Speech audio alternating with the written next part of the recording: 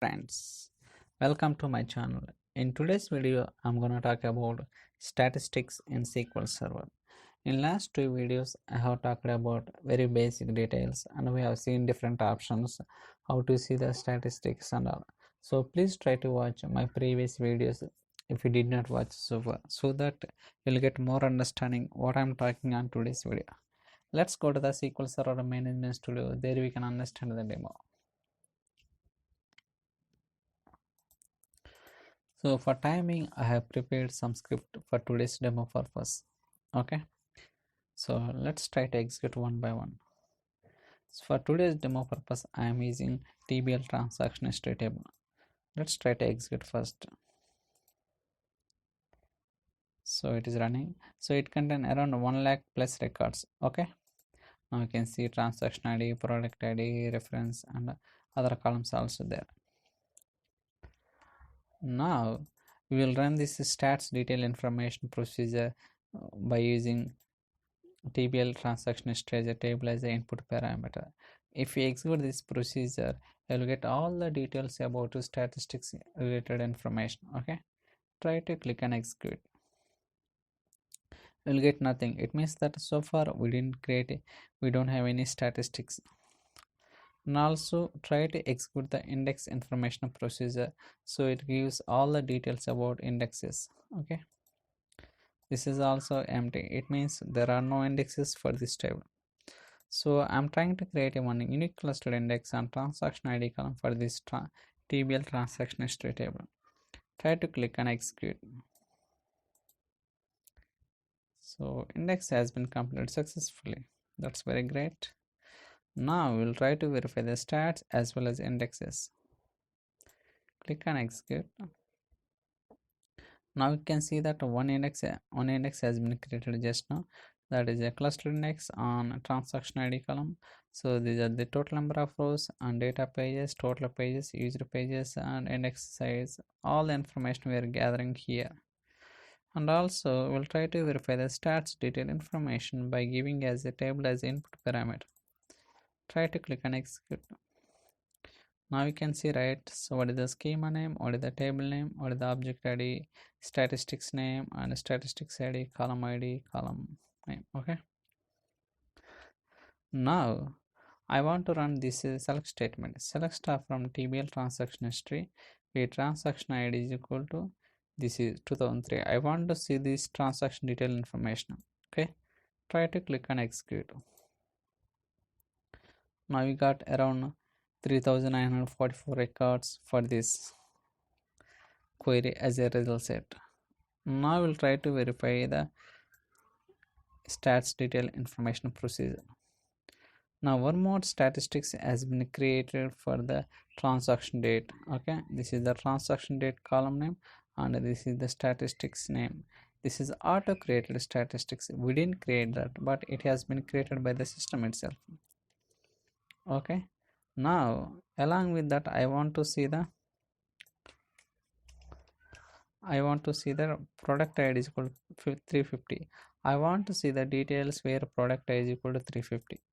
Try to execute this one also. Now we got around 307 records, right? So this time also we'll try to verify the stats detail information procedure. Now we got one more statistics on product ID. Two statistics has been auto created and one is manual created. That is a transaction ID remaining to our transaction date as well as the product ID. Now this time we'll try to see one by one. Execute it. First we'll try to verify the first transaction ID. So just already I have explained about DBC show underscore statistics. Here we need to give the table name as well as the statistics name. Try to execute it. Now you can see that header information and the density as well as the histogram. Okay, I will explain one by one. So header, what is the name of the statistics? Here CLS underscore transaction ID. When it when it is got updated and how many rows and rows sample. So while updating how many rows are sampled And steps, how many steps has been created? Steps nothing but these are the range high key steps. Okay, 2 steps. And is it created on a string or an integer? A string index means no, it's not created on string. Filter expression, so is there any filter? No. So unfiltered rows, sir, we are not filtering any rows, same as it is. Okay. And when it comes to all density and average length and column id, and which column id it has been created? Transaction id. So how all density, how to calculate this all density, we are going to see. Now for calculating all density, we need to take the distinct count of these transaction id rows. Okay, we'll try to calculate. Select tbl transistor. We'll try to take the distinct transaction id.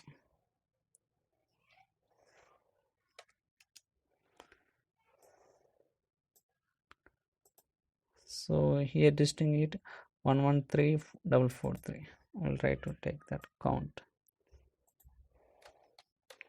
113443.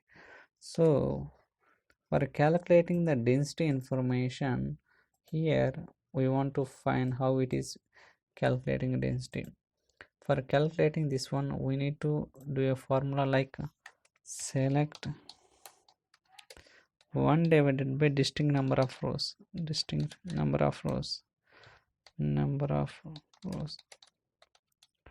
So it means that here we want to find 1 divided by how many distinct number of rows? 1 1 3 4 4 3. You'll get 8.8145, right? See, we're getting the same output, 8.8145, same thing, right? So for calculating all density information, we need that 1 by distinct number of rows. Here distinct number of rows are, these are 113443. So if we divided 1 divided by these value, you will get same information, 8.818. We'll try to see for other columns also. Go to the stats detail procedure. This time we'll try to take for the transaction date column. Okay, transaction date column, execute it. You'll find here, see a density 0.00274. Okay, try to take copy. This is the density for transaction date. Now we'll try to calculate transaction date also. Transaction date,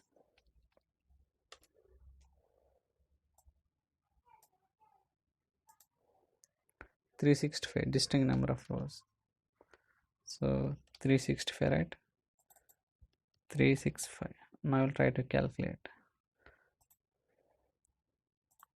1 divided by 365, 0.00273976, right? 76, 0.00273976, same thing, right? We can check one more time also. 0.00273, same thing for transaction date.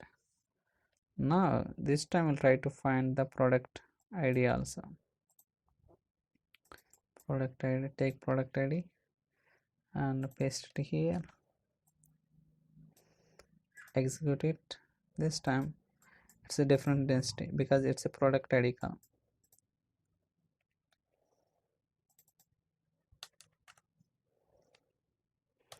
Now here we'll take that product ID.